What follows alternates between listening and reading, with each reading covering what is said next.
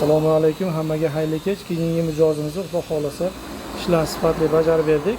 Bu akamiz mashinasi M6 ekan. Xudo xolasa chexollarni sifatli qilib tikib berdik. Choklari joylarida inshaalloh. Patologiyani xudo xolasa avtotikandan chiroyli qilib berdik. Kazirolarigacha